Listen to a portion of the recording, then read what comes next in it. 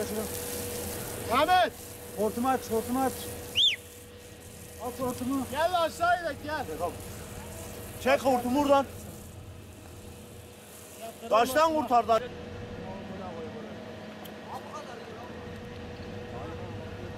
Öldür Mehmet onu.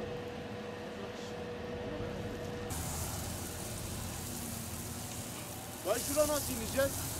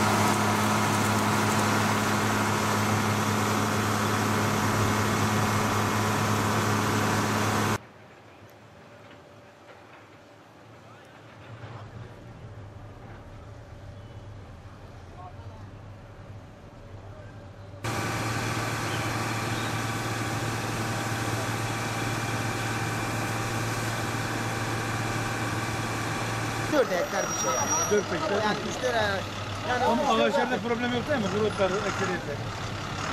yok yok. Hadi ne yapıyorsun?